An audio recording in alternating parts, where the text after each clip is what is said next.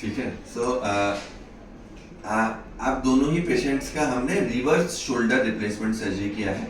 Reverse shoulder replacement एक ऐसी surgery होती है जिसके अंदर हम जो कंधे की हड्डी खराब हो जाती है और जॉइंट खराब हो जाती है उसको हम नए जॉइंट से, एक आर्टिफिशियल जॉइंट से रिप्लेस कर देते हैं।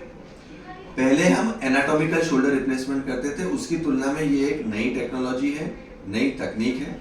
और इस तकनीक को करके हम आपको एनाटॉमिकल शोल्डर जो पहले हम जॉइंट रिप्लेसमेंट करते थे उसकी तुलना में ज़्यादा फंक्शन और ज़्यादा मूवमेंट दे सकते हैं। आपकी रिवर्स शोल्डर सर्जरी को अभी 15 दिन हुए, तो 15 दिन पे हम टाँके निकाल देते हैं और 15 दिन के बाद हम मूवमेंट चालू कर देते हैं। इसका मतलब ये कि आज से आप कंधे का मूवमेंट करने के लिए स्वतंत्र हो। सभी तरह का मूवमेंट आप खुद से कर सकते हो।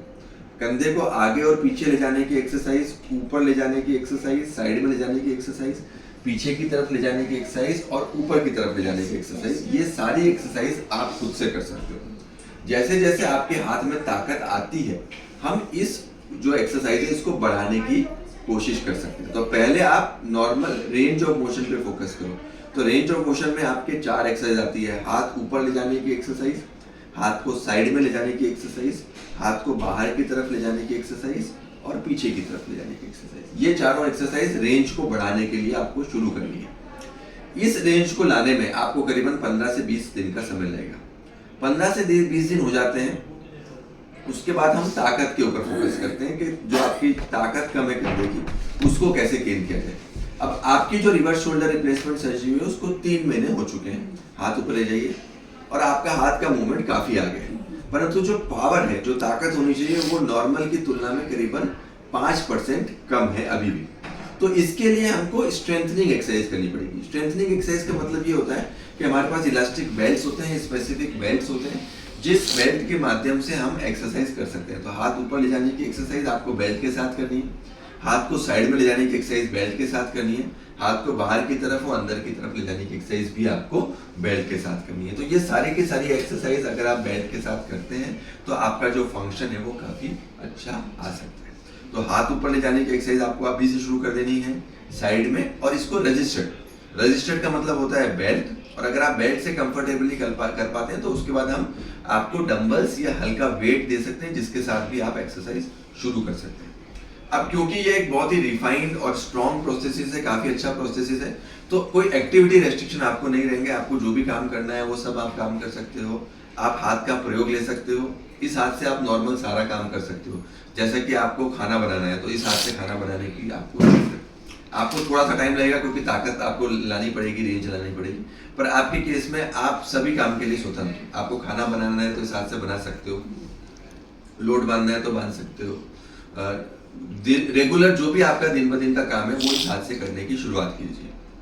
जितना काम आप इस हाथ से करोगे उतनी ताकत आएगी और उतनी आपकी फंक्शनैलिटी बढ़ेगी। जैसे अभी आपको लगता होगा कि टर्मिनल ये वाला मोशन नहीं कर पा रही हूँ, ये मैं बाल नहीं उठ पा रही हूँ, तो अगर आप जब एक्सरसाइज करोगे और वो काम करने लग जाओगे धीरे धीरे तो वो चीज आपकी रिकवर हो जाएगी, मूवमेंट वापस आ जाएगा और आप काम भी कर पाओगे। टेक्निकली क्योंकि इसकी लॉन्गिविटी भी अच्छी है जॉइंट की, इसका फिक्सेशन भी बहुत अच्छा होता है, तो हमारी तरफ से कोई मेजर एक्टिविटी रेस्ट्रिक्शन आपको नहीं रहते हैं।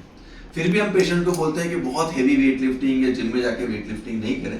उसके अलावा आप नॉर्मल घर का तो सारा काम आप कर सकते हो। इनफैक्ट घर का भारी काम भी आपको करना है तो आपको करने की छूट रहेगी लॉन्ग टाइम में, उसमें कोई हमारी तरफ से प्रिकॉशंस नहीं। अब क्योंकि ये एक जॉइंट रिप्लेसमेंट है, आर्टिफिशियल जॉइंट है, इसलिए इसमें वो सारे प्रिकॉशंस आपको रखने हैं जो किसी भी और जॉइंट रिप्लेसमेंट सर्जरी में हम रखते हैं। तो आपके शरीर में कभी भी कोई इन्फेक्शन हो तो आपको हमको नोटिफाई करना है।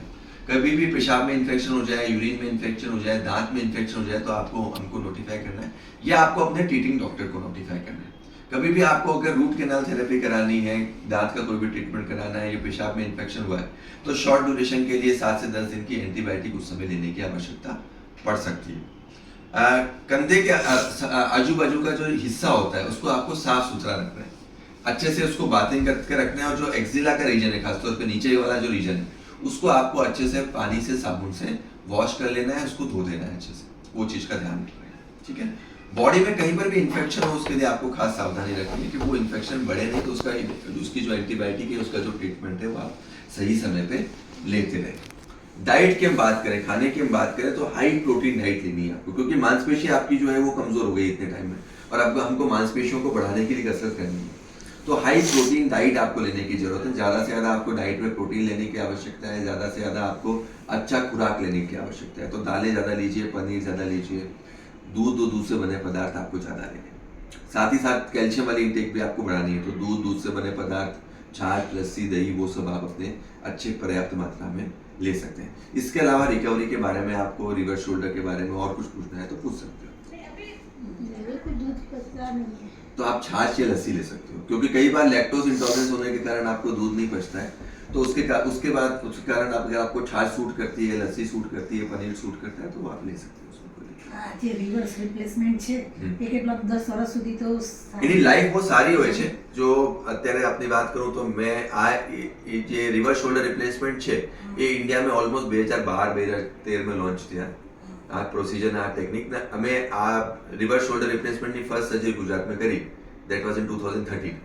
સો ત્યાંથી આજ સુધી 12 વર્ષ પેશન્ટનો ફોલોઅપ છે ને એમને કોઈ તકલીફ નથી, કારણ કે આ નવો જોઈન્ટ છે એટલા માટે લોંગ ટર્મ ફોલોઅપ અવેલેબલ નથી। पर हमारी ये भी एक्सपेक्टेशन है कि 15 से 20 वर्ष चल से, मतलब 15 से 20 वर्ष का आयुष इस जॉइंट का रहता है। और हमने अपना किया हुआ अभी तो कोई रिप्लेसमेंट रिवाइज नहीं किया है, वापस समय को करने की जरूरत पड़ी ऐसा नहीं हुआ है। तो 12-13 वर्ष का तो हमारे पास अपने पेशेंट्स का किया हुआ अच्छी हिस्ट्री है, जिनमें कोई प्रॉब्लम नहीं होती। ठीक है। શરીરમાં કંઈ પણ ઇન્ફેક્શન હોય તો ઇન્ફેક્શન ખાસ આપને ધ્યાન રાખવાનું છે કે કોઈ પણ આપને ઇન્ફેક્શન થઈ જાય, કોઈ ગુલ્લી થઈ જાય, યુરિન ઇન્ફેક્શન સ્પેસિફિક થઈ જાય, તો આપણે જે પણ ટ્રીટિંગ ડોક્ટર એમને આપણે જાણ કરી દેવાની કે આર્ટિફિશિયલ જોઈન્ટ છે, કારણ કે આર્ટિફિશિયલ જોઈન્ટમાં એક ઇન્ફેક્શન હોતી, કોઈ પણ આર્ટિફિશિયલ જોઈન્ટ હોય, આપને ની રિપ્લેસમેન્ટ હોય, હિપ રિપ્લેસમેન્ટ હોય, શોલ્ડર રિપ્લેસમેન્ટ હોય, તો આ ખાસ આપને કાળજી રાખવી પડે। તો પછી એમને એન્ટીબાયોટિક અમારે પ્રોફાઇલેક્સિસ આપવું પડે। ધારો કે આપણે રૂટ કેનાલ ટ્રીટમેન્ટ કરાવવાનું છે તો ડેન્ટલ ઇન્ફેક્શનનો રિસ્ક હોય, તો એમાં પછી 7 થી 10 દિવસ આપણે એન્ટીબાયોટિક કવરમાં જ કરવાનું હોય, એ ખાસ કાળજી રાખવાની છે। Fine? એન્ટીબાયોટિક મેરે કો અત્યારે તો કોઈ લેવાની જ નથી, એ તો ઇન્ફેક્શન થાય ત્યારની વાત। અત્યારે કોઈ એન્ટીબાયોટિક રૂટીનમાં કોઈ એન્ટીબાયોટિકની જરૂરત નથી। इसीलिए नहीं, पहले से ही एंटीबायोटिक लेती हूँ ना तो वो लेट्रिन हो जाता है। अभी आपको कुछ भी लेने की जरूरत नहीं, अभी हम एंटीबायोटिक नहीं दे रहे। ये तो हम उस टाइम की बात करें कि आपको बॉडी में कोई इन्फेक्शन हो या कोई तकलीफ हो, उसके बदले में कोई और वो हम लिख के देंगे, आप चिंता नहीं करो। अगर हो तो हमको रिपोर्ट करना है, कहने का मतलब ये है। आप हाँ। समझ गए? अगर कोई ऐसी तकलीफ हो जाए, शरीर में कोई इन्फेक्शन है, तो आके बता दीजिए।